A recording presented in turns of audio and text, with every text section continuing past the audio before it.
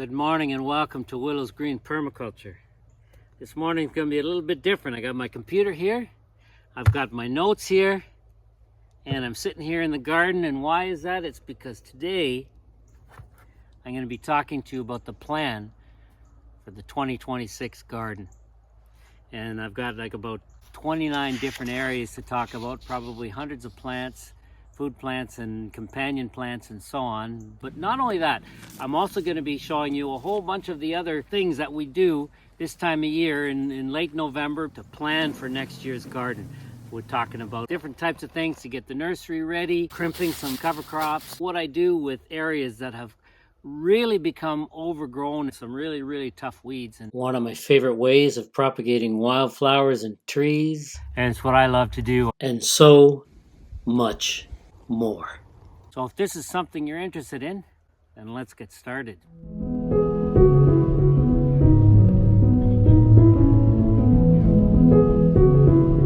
First part of the garden, you can see me right here in the center.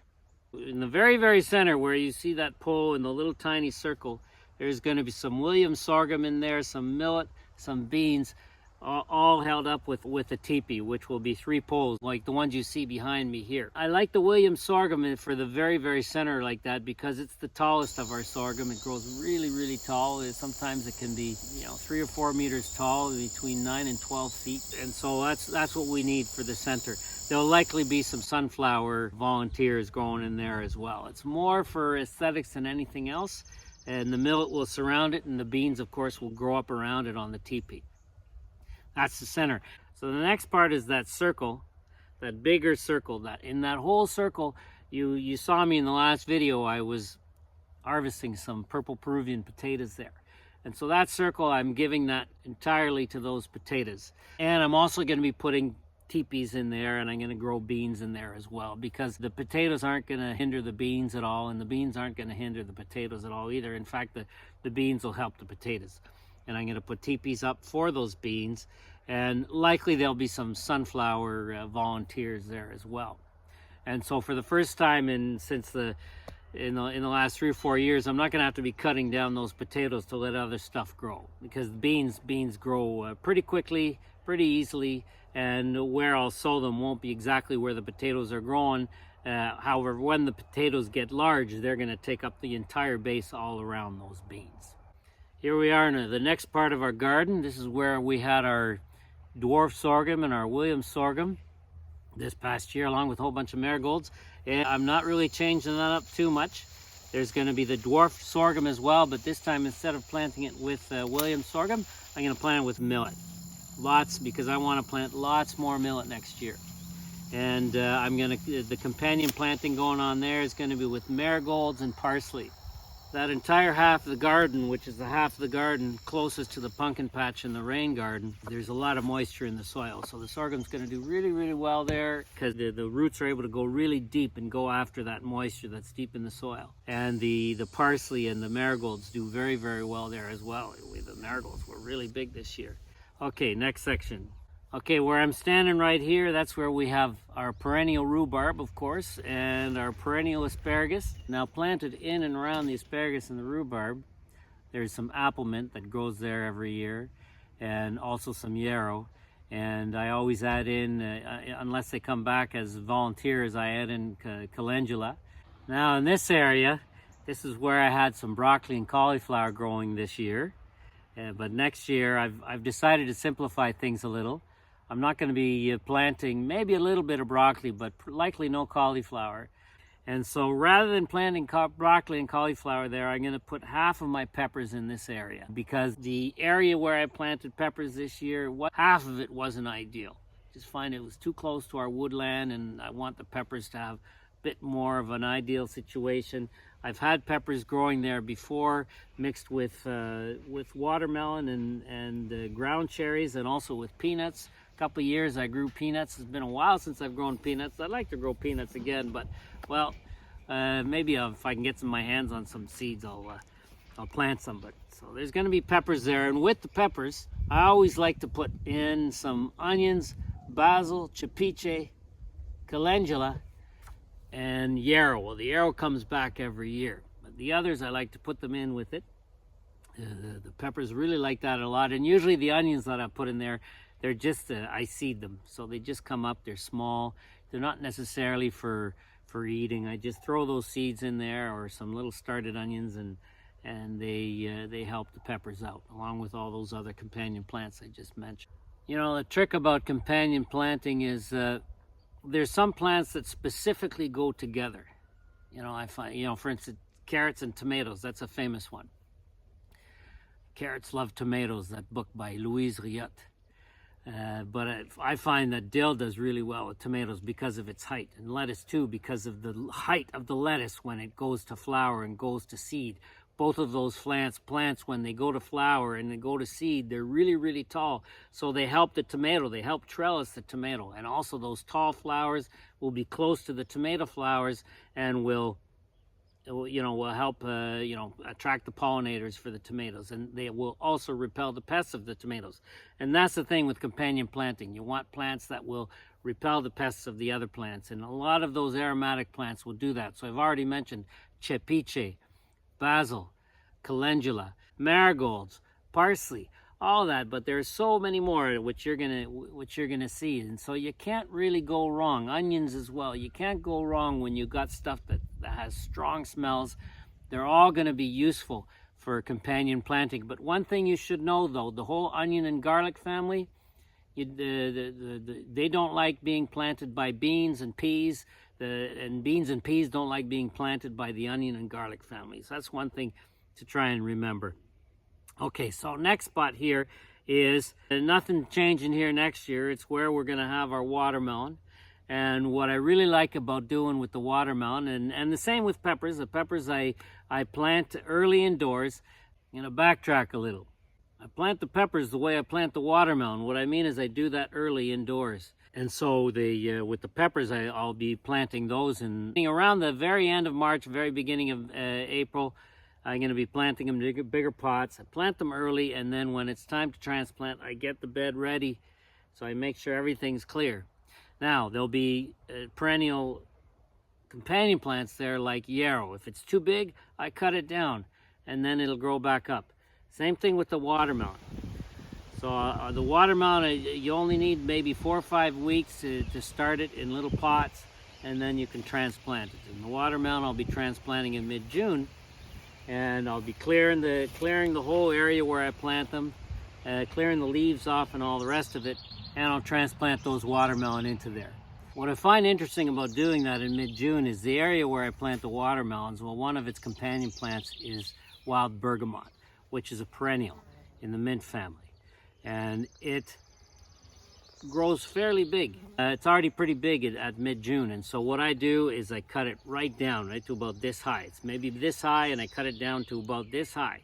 I cut the wild bergamot before it puts out the flower buds. That's real important, because it's just going to all grow back anyways. I cut it down to this high so it doesn't shade out those new watermelon plants. And then eventually it'll grow back nice and tall when the watermelon is nice and big, and it won't shade it out. And so all that really happens is the bergamot flowers flower much later, and because I'm trimming them down, they usually end up having more flowers. Whenever you trim a stem, it always comes up with more than one, it doubles the stems when you trim any stem of almost anything. And the other thing is, because I do that in mid-June and clear everything else out, so on one end, on the north end, like closer to the center of the garden, that's where the wild bergamot is. And so that's on the north side of the watermelon, so it won't shade it out. And then all the rest, it's all cleared out. And so what happens is I transplant these little watermelon plants into there, and all the rest of the soil is exposed temporarily. And because it's exposed, the seed in there, the ground cherry and the coyote tomato seeds that are in there, that volunteer every year there, sprout and start to grow. But they grow slowly. Both of those grow fairly slowly, especially in the shade of the watermelon as it's growing. And the watermelon grows and grows, and then by mid-August, I'm starting to harvest at the end, right up until the end of August, sometimes right into September, late September. And then the ground cherries and the coyote tomatoes, well, they're not going to really get big until the beginning of September, because they're volunteers.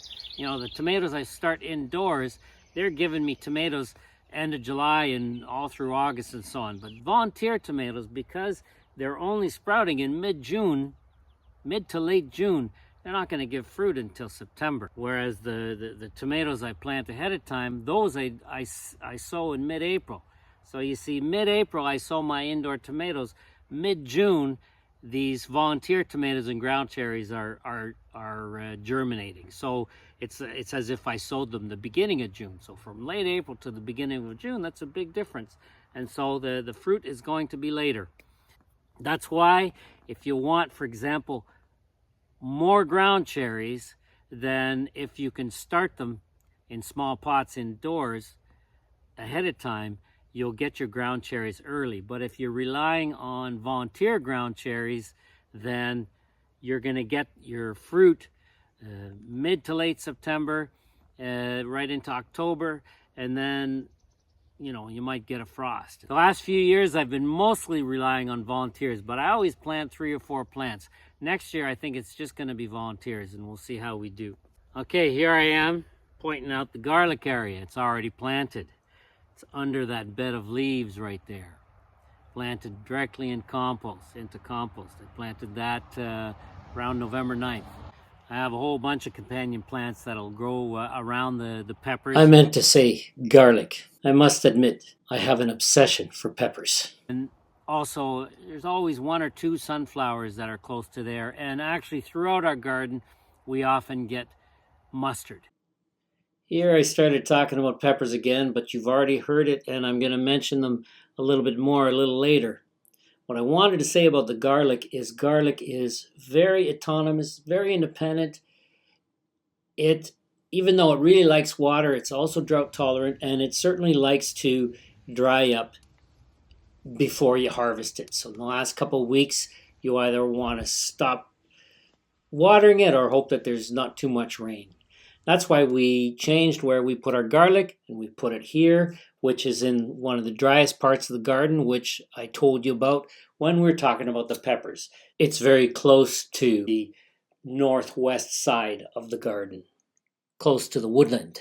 As I hold my camera and you look towards the front of the garden, beyond the cattle panels, at the right you can see it's much higher than the left. The left is as the garden goes down towards the rain garden and the pumpkin patch, which are much lower. And then on the right, the highest parts where I had the peppers, and they were the ones that suffered from the drought this past summer. And that's where I had to give it a little bit of water in that corner, that highest point. It's also because that point is closest to this little woodland here, and the roots of these trees stretch right into underneath that section of the garden. Okay, here in this next section of the garden, this is our potatoes. And this is this has been our main potato section for several years, for the last, I think it's 4 years. For the first couple of years, I'd plant them every spring at around let's say the beginning of June, just after the full moon in June. But I noticed over the years, because I'd plant them so late, I planted them at that time because the guy I initially got my potatoes from to plant, that's when he'd plant them. Now, he was considerably further north than me, and so that's, I guess, why I could have, I probably could have done it earlier. But because I did it that way, what I noticed in the second and the third years was I had potato plants coming up before I even planted them. And so I realized, okay, so these are potatoes that I didn't find the previous fall, and here they were coming back. And then I realized, as I've spoken to you about the purple Peruvian potatoes, but it's the other kinds do it as well, because here in this section, I have red potatoes, white potatoes, and yellow potatoes in this main section, with a few purple Peruvians, and they come back too. So last fall, I decided that when I harvested the potatoes, I would purposefully leave the smallest ones in there, and then cover them up with straw, and put leaves on top of the straw, and that's it. I harvest and I replant for the following year, all at the same time. And it worked. We got a nice harvest this year. Something else that grows in there is wine cap. There's one little corner of the potato patch where wine caps grew this past year. I hope they grow again next year. I'm going to interrupt this part of the video for just a moment, because I'd like to talk about comments, because I've been doing that the last few videos early on in the video, because I want to make sure everybody who watches my videos knows that I answer all your comments, I answer all your questions. So if you've got a question or if you got a comment, leave the comment and come back and check to see my response from that. I'd really appreciate that, because your comments are really important and your questions are really important. They're part of the learning on this channel. They're part of the let's say the community building on this channel. Looking forward to hearing from you. And while you're at it, give the video a like if you liked it and share it with your friends. Okay, let's continue. Let's go on to the next section of the garden. In this section, this is half of the pepper section from this past year. And this is where I'm going to plant peppers as well, in addition to the other section I showed you with all the same companion plants: sage, yarrow, onion, and chapiche. Also, there's always 1 or 2 sunflowers that are close to there. And actually, throughout our garden, we often get mustard. And the peppers like a bit of mustard and a bit of sunflower around them, because the fruit of the pepper fruit likes to get a bit of shade. Otherwise it can tend to burn. Now the plant itself gives the fruit shade, because you'll often find peppers are really underneath all their leaves. But sometimes a pepper can be sticking out. And if it's sticking out, it's good if the plant has a bit of shade. Otherwise you're going to end up probably seeing a burn mark on there. And if you see a burn mark on your peppers, well, you cut it and before the pepper goes bad, and you can still cut that little section out and eat it. So, and the yarrow and the sage as well tend to grow tall and give some of the pepper some shade. And yarrow is an excellent companion plant to have for several reasons. First of all, just like it helps our immune system when we use it as a tea, yarrow also helps the plants around it, and it helps their let's say their responses to disease and pests. It makes them stronger, it makes them healthier. As it gets big, I can cut it the way I do with comfrey, and then use it as a mulch around the base of the pepper plants. The sage is an excellent aromatic plant which will help repel the pests of the peppers, as well as the yarrow does the same thing. There's some lemon balm here and there as well. This portion of the pepper patch did better than the other portion, which in the video you can see me, it's to my right, and so I'm going to plant something else in there. Let's go on to the next section of the garden. Over in this section, what I'm going to plant instead of the peppers is cabbage. You know, if you recall, I was mentioning that I'm not going to be planting much broccoli and cauliflower next year, if any. But in that whole family, the whole brassica family, I've decided to move them around, not plant them anywhere where I planted them these past several years. Because I found that there have been more bugs. We still get a good harvest, but it'd be nice if I didn't have to worry so much about the bugs, and so I'm moving them around. I planted cabbage there, or brassicas, in the very first year in 2020. They didn't do so well, but none of this curve closest to the woodland did well at all. The things practically didn't grow. Now I've built the soil a lot since then, with putting in the leaves every fall, putting in compost either in the fall or in the spring. I didn't add compost this year. I just put in the leaves because I find that the soil is well built up now, and because I leave a lot of the pieces of plants down in there as well, the soil is really, really doing well. And so I'm going to try the cabbage there, see how it does. The companion plants I put in with the cabbage, once again, are little onions. Just I seed the onions. They're not our main onion crop. They're just as a companion plant. Chapiche as well. And there's some gray-headed coneflower that's growing in there as well. Now right beside where I'll be planting that cabbage is a sort of a bit of a wild patch in the garden, which helps to keep the animals out. It's full of oregano, ever-bearing raspberry, onion, and sorrel. And we just let that do what it wants to do every year. We get some sorrel in the spring, which is nice. We get the ever-bearing raspberries. We get the oregano when we want it, and it helps the other plants around. Another thing that grows in that little wild area is peppermint, which is nice. So in one corner of the garden, we've got apple mint. In the other corner of the garden, we've got peppermint, which is really nice. Now, the next section is along the fence here. And you're gonna see me working along here because there's some weeds that have been building up over several years. And so I'm taking care of those weeds because what I wanna plant along the fence here, I did a bit this year. I planted some parsley and cucumbers. And so next year, I want to again plant some cucumbers, but also some beans and some peas. And likely there'll be some chapiche in there as well. I love chapiche. Reminds me of my years living in Oaxaca, gardening down there. Okay, the next section are our 2 cattle panels. They're actually not cattle panels, they're hog panels. And so on that, I'll be planting loofah again. And pole beans.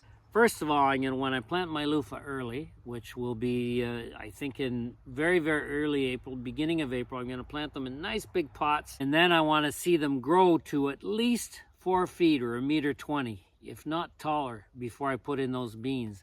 And so if I have to wait until the very, very end of June to sow those beans, well, then I will, maybe even the beginning of July. Those won't be the beans that I'll sow for collecting seed. The beans that I sow for collecting seed and for eating as dried beans through the winter, I'll have to make sure that I put them in a bit earlier. And so those will be the ones that I mentioned in the center of the garden, in that center circle where I said I'd put teepees. Those beans will be sowed the very end of May or the beginning of June when there's no more danger of frost. But these ones I'll plant later.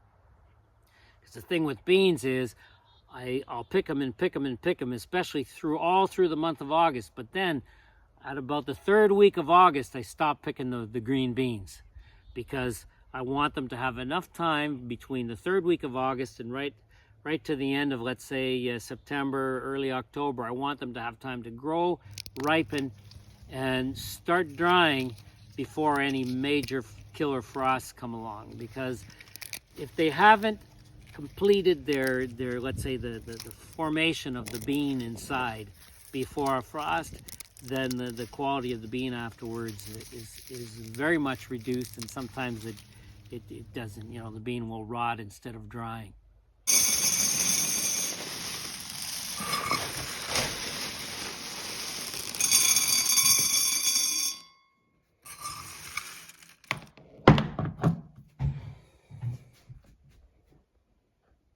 In the last several years, I've been planting as well sorghum, sort of right in the middle of the 2 cattle panels and on either side. But I'm not doing that this year either. I was doing that because I was experimenting with the sorghum, so I wanted to give it the heart of the garden. But I don't need to do that anymore. We're still eating the sorghum from 2024. And we'll be likely eating the sorghum from 2024 right up until next summer. And so we really, I didn't plant as much sorghum this year, and it was all experimental because I really want that loofah to have all the sun it can get, so I can get some nice big loofah, because we like to wash our dishes with the loofah.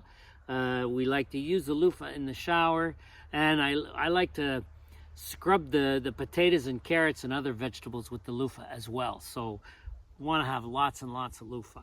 So I've been sitting and talking for far too long here. Now I'd like to show you some garden planting in action. So this last part of the video, the whole east side and north side of the garden, I'll show you in a separate video.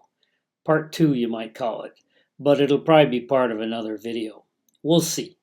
So let's get to work putting this plan into place. In my last video, I was talking about experimenting with cover crops, and I mentioned that I was going to try and use the stems of some sorghum and millet in another one of my gardens in the same way that cover crops are used.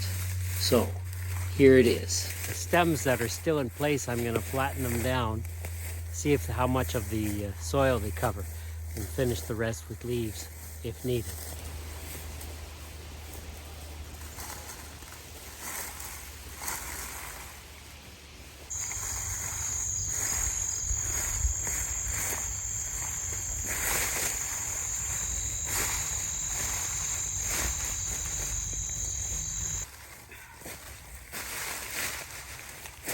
Now I can use a lot fewer leaves on here. Still want to put a few leaves on here just to make sure to fill in the cracks. And the amaranth, which this year I let completely dry here and go brown like this, I'm just going to leave here and let the seeds fall. Maybe at some point I'll try and harvest some.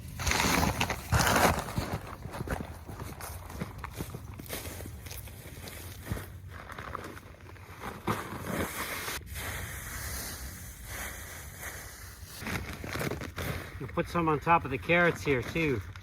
Not too much, but a little bit. Keep them warm.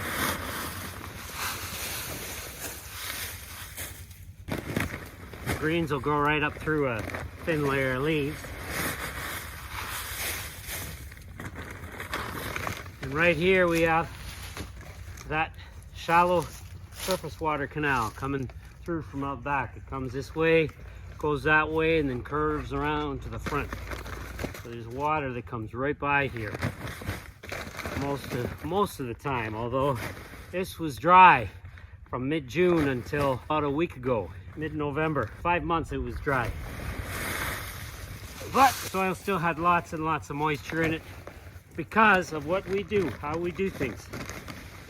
We keep the soil covered, not exposed to the sunlight. That's how you get your drought tolerance. Don't leave your soil bare. Soil's living.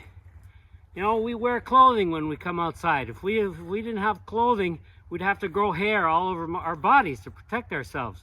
Well, mulch is the hair of a bare soil, you might say. Normally, naturally, you don't have bare soil unless it's a desert. If you have a desert, then you have bare soil. Otherwise, if it's regular soil, the natural state is to be covered in vegetation. That's how you make your soil drought tolerant. Keep it covered all year.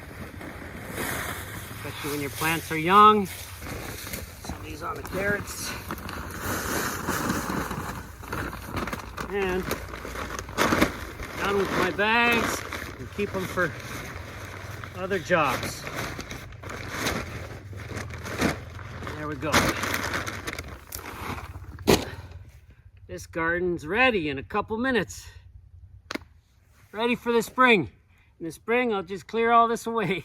Well, not clear it away, just clear it a little bit away. Nothing else to add. I forgot to mention in last week's video on why November matters, why the leaves don't go flying all over the place. I had a comment asking me. I try my best to lay the leaves down either on a day with a nice light misty rain or on a day that I know later in the day it's going to rain, or at the most during the night or the next day. And because once the rain falls down on these leaves, they start to stick together. Even though the surface, as you can see, you look at the leaves there, you can see the surface of the leaves are dry, but these leaves have been rained on. And so underneath that surface, they're all sticking together. And that's why in the spring it's important to have a look at these, because they can form a mat which doesn't allow anything to grow, which is why they're good for this purpose. But you also have to be careful, because if you've got stuff under there that you want to make sure is able to grow, and you've put a really thick layer that's gotten wet and turned into a mat, well, you're going to have to check it around the time when normally it would start growing in the spring, because you might want to pull those leaves away and use them elsewhere, or just pull them away to allow the plants to grow and keep them as mulch in place at the base of those plants. If you think of that dry top layer of leaves I was just telling you about, if this was bare soil, then what you'd have is a dry top layer of soil. But when your dry top layer of soil dries up, you don't have big pieces like you do of leaves and stuff that are wet underneath and stuck to the other leaves underneath, because part of the leaf is underneath, part is on top, and so on. No, when you have dry soil, the top layer is going to turn all sandy and all light and get carried off by the wind. Or when it's all lightened up and it starts to rain, it'll get carried off by your surface water. That's why this is your good solution. It's good for keeping moisture in the soil. It's good for making your plants drought tolerant, and it's also good for erosion control. In my last video, I showed how I covered the sides of my pots in wood chips, and I mentioned that I would cover the top in a relatively light layer of leaves. Now here's an example. However, I have an abundance of goldenrod everywhere, and so I thought I'd use some of it so that I don't need to collect as many leaves from elsewhere. This goldenrod came from right beside. Now I know I like to keep them standing, but 1%, maybe 1% I might use for this purpose. This is something else I do if I want to build the soil in areas, and I'd rather do something that's a little bit more contained than a chinampa or a hugelkultur. So I'll put dead logs and then fill it right up to the top and plant in there. The added bonus is these logs might grow some turkey tail mushrooms or some other type of mushroom. I'm not sure, I can't remember what these logs are, but most often the logs will be from trees that were dead within like 10 or 20 meters of where I use them. That's one of the basic precepts of permaculture. Use in place, lower your steps. Just found a cauliflower that has survived over a couple weeks, several nights of -5°C weather. And so I'm protecting this cauliflower with a nice thick layer of leaves all around its base, right up to its crown. And I can put a little couple leaves on top like that. And if I can get some seeds next year from this cauliflower, then they would be seeds of a cauliflower that's adapted to this colder climate. Found it because I was clearing around one of these tiny little pawpaw saplings that are in this garden. From above, it's hard to see either. I marked the cauliflower with a few stakes so I don't forget where it is in the spring, because it's going to be covered in leaves. Adding a couple leaves to the top there. Not too many. Don't want to rot it. There's the pawpaw. You see from above, it's hard to see either, but you can see those stakes. I can't remember what this plant is called. Quite large. It's as tall as I am. It's a native flower. Nice, beautiful yellow flower. Well, I'm going to watch what I'm going to do with this because I want it growing elsewhere. It's fine by this garden, but I'd like to see it growing elsewhere in one of our prairies, you might say. But we're transforming our septic field into a prairie of native flowers. So here it is. It's all dried up. So the stems are brittle, which means I should be able to just break them. Oh, no. I'm gonna have to get clippers. I'm gonna get clippers, I'm gonna clip them, and I'm gonna stand this plant up elsewhere. So these seed heads, if they have any seeds left in them, will still feed the wildlife in the winter. The seeds that fall as they feed on them will sprout elsewhere, because there's probably a ton of seed that's already fallen right here. Plus this is a perennial, so the roots under there are alive. Oh look, here it is. Look at this leaf. Oh my goodness, here's a new one. So that one is from, this one is from a seed that fell last year. Next year this one's gonna bloom. Looking at this leaf, I'll be able to easily identify the flower, and of course these seed heads too. So let's take this cutting. I like to keep some at a little bit of height so I know the plant's there. So I'm gonna cut it about here. That way in the springtime I know there's a perennial right here that's gonna regrow. And like I said, it's gonna still be standing. So if there are any bugs in these stems, or if there are any animals that need these seeds, I'm still gonna get them. You're gonna see what I'm gonna do with this in a minute. These stems are nice and hard. I hope they are. If they're not, I'll get a stiff stick to do what I normally do with the stems. You'll see. This is how I easily propagate native wildflower. There it is. Look at how long those stems are. They almost take up the distance between me and the camera. All right, let's go propagate these. Watch how I do this. It's a lot of fun.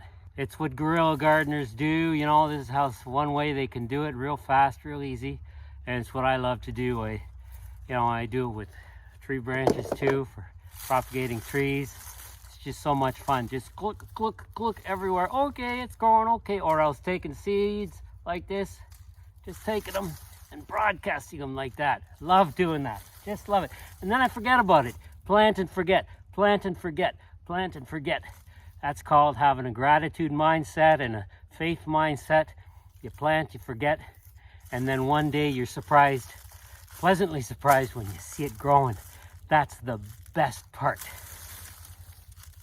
All right, well, let's hope I can, well, let's see how stiff these are. Let's test them right here.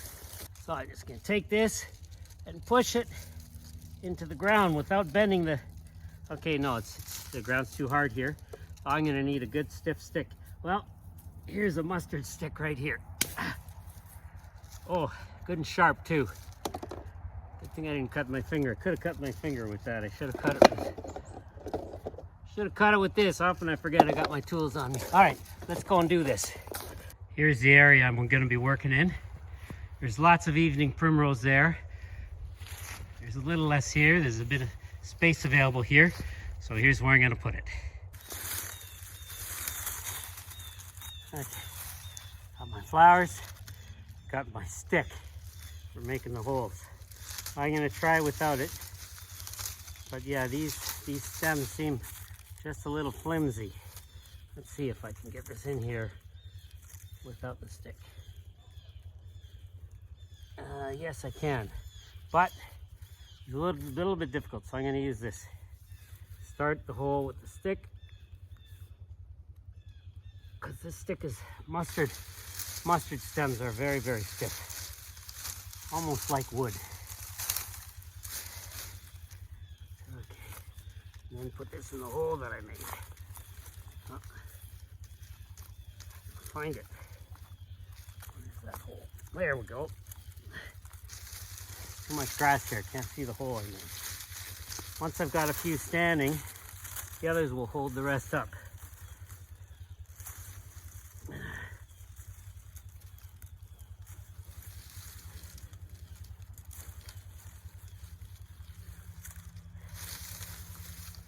One of the thicker ones here. And as I'm pulling all these branches apart, well, seeds are falling too. Okay, this one back. There we go. Let's get another thick one here. Another thick stem. There we go. Ah, good. That's how I like it. Next. In front here. There we go. Get in there. No, doesn't want to. There we go. Good. Next. You see, and then in the spring, when this grass is short, hasn't started growing yet, these things will sprout, go right through the grass. Prairie flowers. Good. Stems left here. Put one now around front here.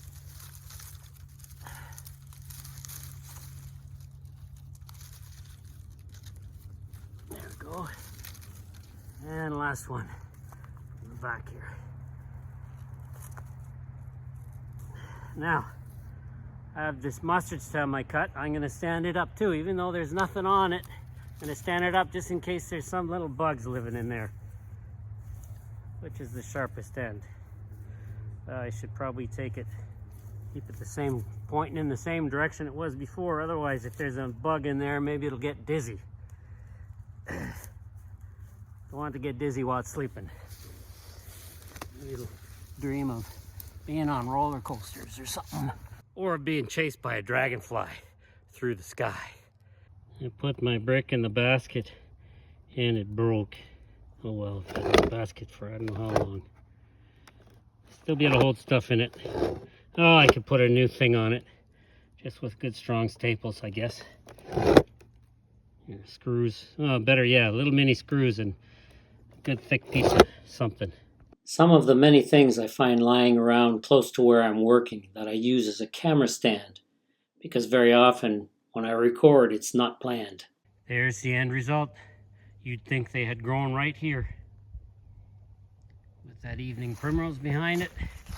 And the other evening primrose over there still reflecting this nice late afternoon, late November sunlight.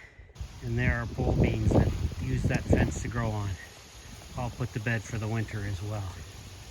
I had done this New England aster a few weeks ago and I did a quick job of it and it's fallen over. Because I wanted it standing higher, so I'm going to fix this now. There we go, all fixed.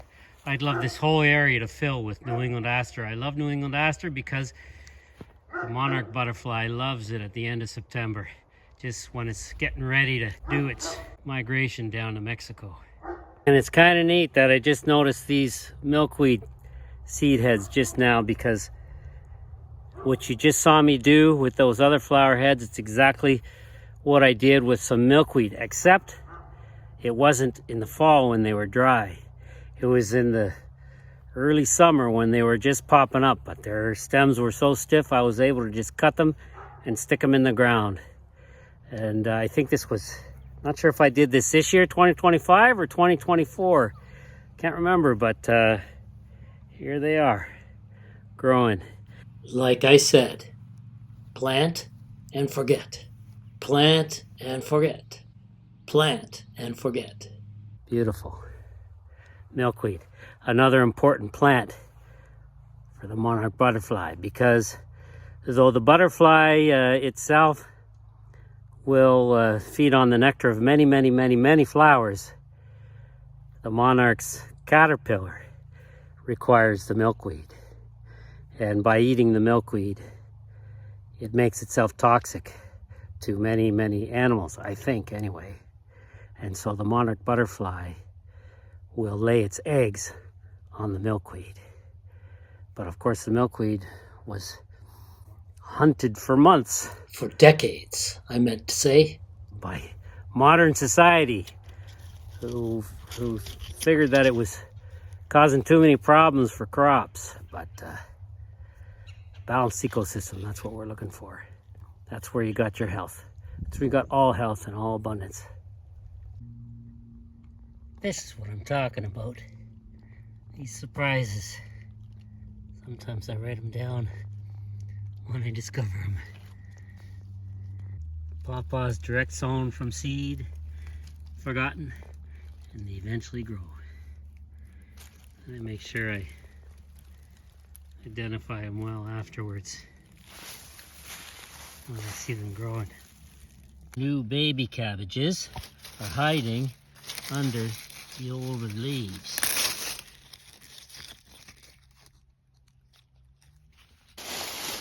Wednesday, November 19th, one of our last full cabbage heads. Small but full. These are the types of mini cabbage heads you get if you don't pull up the plant when you harvest your cabbage. Got a whole bunch of them in here. This garden, considering its position close to our fire pit, our big table, our storage shed, and our picnic area, and also its ideal location close to a water source passing through. I'd like this to become our learning garden, a little garden that a small group of people could work on to learn how to garden right here at home. I can see the kids or adults working here already, learning things, making discoveries, and feeling wonder.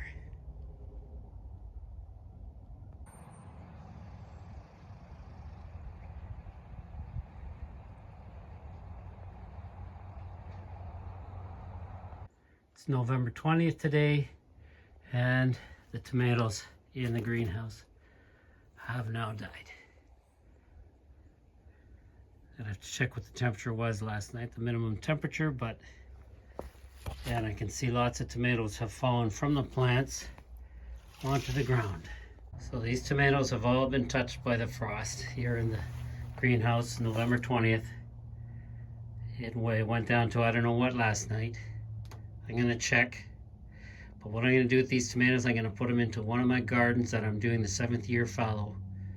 Just gonna throw them into that garden and see if some of them volunteer next year. There are all sorts of different types here, so one or two might just.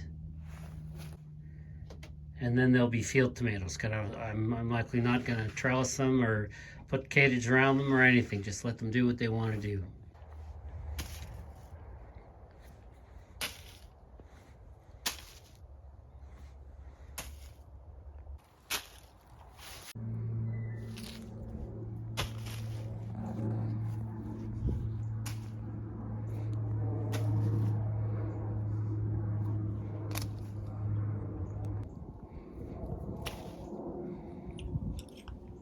These are some tomatoes and peppers that had gone bad in the solarium while we were waiting for them to ripen. It's time to start the nursery in earnest. Got a lot of stuff in our nursery right now, but Now we're gonna double it or triple it or more. I'm starting to get ready to do some winter sowing in January, but I'm gonna prepare these pots ahead of time, put them inside so they don't freeze. And I'm also gonna be doing some branch cutting propagation.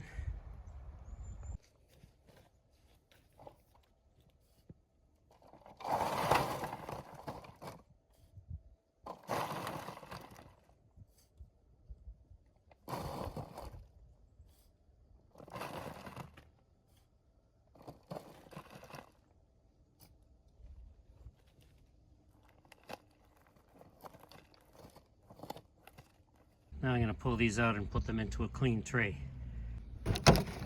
Normally I'd do this 2 at a time, but I'm holding the camera with the other hand. Now they'll be a bit cleaner and I'll waste less of this compost. This is ready, and this is going back to the pile. Ready for a new batch. I like this little work surface on this wheelbarrow. It's nice. These ones here I filled a bit too much. I'd like to keep a little bit of space near the top so I can broadcast a few wildflower seeds on there, which are usually tiny. If they're big, I'll just stick them in with my finger and then be able to just sprinkle some earth on top. Like have that a little bit of extra space to make that job easier. And so all the rest coming up will be that way, and that way it'll be a bit less of a mess while I store these. Fewer spills. These are the pots I'm using. Standard size 4-inch pots. I got all these pots and trays from a friend at a Christmas tree farm, but he's moving to Europe. And so I gladly recycled this stuff for him. I've got 120 pots filled now. I'd still like to do another 180. Now these pots are going to stay on these shelves until January when I do the winter sowing. I'll do the sowing in the greenhouse, and then they'll all move outdoors, just like these ones from this past January 2025 that you can see in my video Winter Sow in the Snow. Winter sow tree fruits, nuts, and native perennials. Do it the way nature does it for best results. All done. 330 4-inch pots ready for winter sowing in January. Some of it I'll do earlier because I'll be collecting seeds in the next couple of weeks. Thank you to Ference and Carol of Carol's Christmas Tree Farm for all these pots and trays. This is the inside of the contour fence of our garden. You can see there's some goldenrod on the other side of the fence right here. On the inside here, there's way too many weeds here. And I'd like to use this section of the fence for growing beans and cucumbers and peas. And so, but I want to get rid of this layer of weeds. You know, it's been growing here for a couple of years because I've been ignoring them. And so this is what I use the leaf bags for. I'm gonna cover the weeds and then put compost on top of these bags. And if I have extra leaves, I'll put leaves on top of the compost. Otherwise, I'll just leave the compost there for all winter. And because it's compost, it's not gonna blow away. Just a tiny, tiny layer. Now, some of you might be thinking, well, these bags, they may have chemicals in them. They're produced, and so on. Well, they're made of wood, and maybe there are a few, but it's not like I'm using these every day of every week, of every month, of every year. I use them from time to time. That's the thing about anything in life.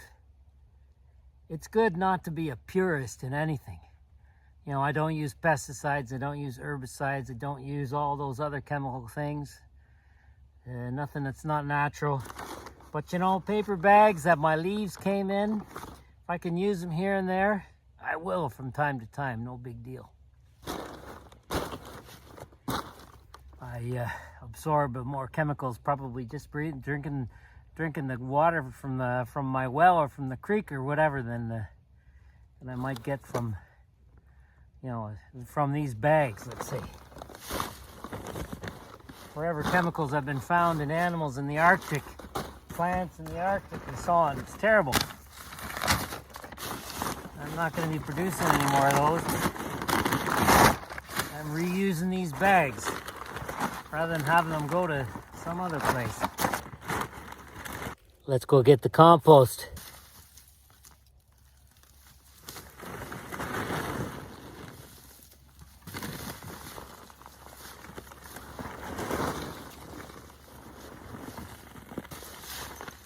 I don't want to put too much of it into the path. I want to put it mostly up against the fence, and that's where these bags are going to be very helpful too.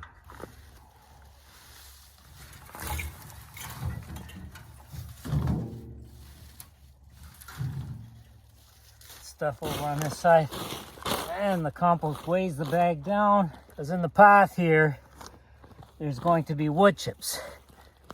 This compost is just for the edge of the fence that I'm going to be able to plant into.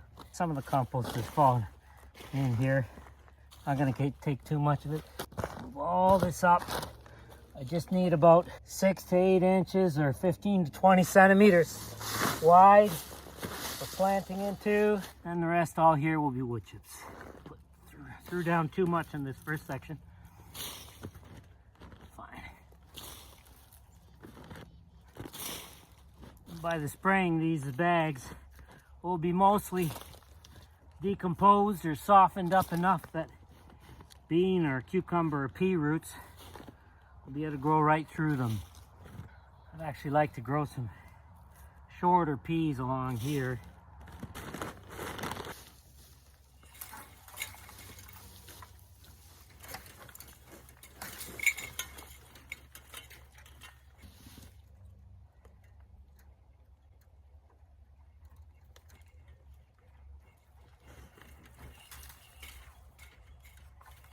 Gonna leave these up, but this job I have to take them down.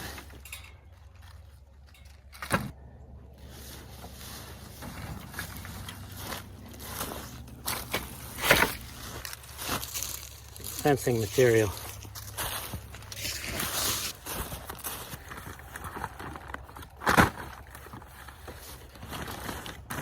There we go, right up against the fence.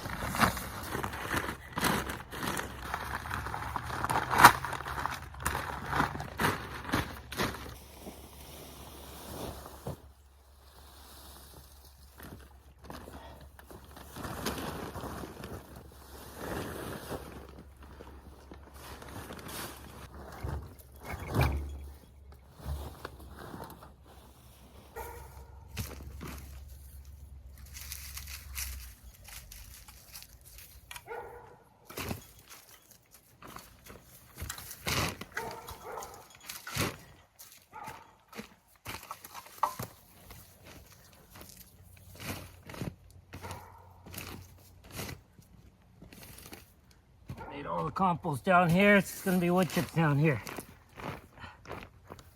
Get it all up here where we'll be planting. No use using the rake. Raking upwards. Not easy. Easier with my hands.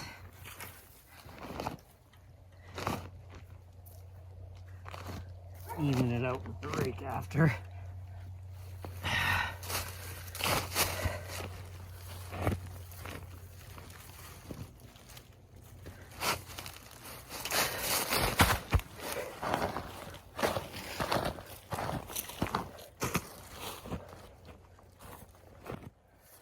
Sweater off because it's getting hot. Too many layers.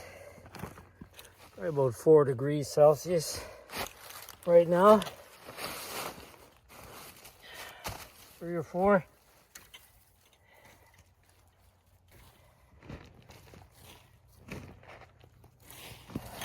Some of this compost in the bottom will be under the wood chips. It'll be the trees that are just beside here. That'll feed on that, I guess. There's tree roots under here. A little woodland right beside here. That's why this section right here beside me, this is where we had our peppers this year and next year. But this year, during this past summer, during the drought, this was our driest part of the garden. That's because of all the trees here. Manitoba maple, some sugar maple, ash, a bunch of others.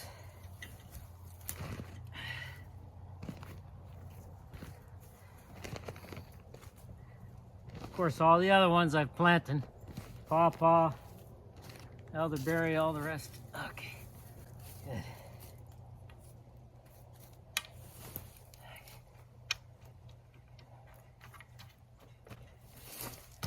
Now, if I can get my hands on some leaves, I'll cover this compost up with leaves. Okay, the sun's down. Time to go in.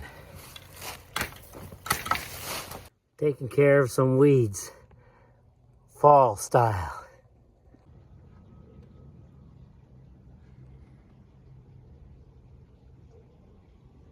As you can see here, walnuts will always keep squirrels busy. So if you know someone that has lots of walnuts they want to get rid of, that are all over their lawn or something, you can put piles of them further from your garden to attract the squirrels there. And you might end up having some walnut trees here and there sprouting. But that's okay, because there's something else you can do with those walnut tree sprouts that I'll let you know about in a different video. Squirrels are having a field day with the walnuts. They like their comfort. Nice picnic table.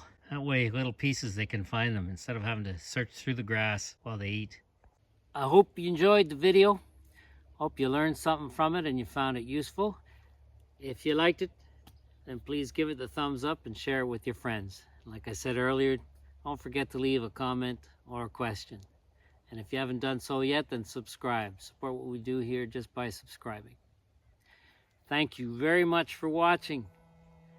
Have a wonderful week, and we will see you next time.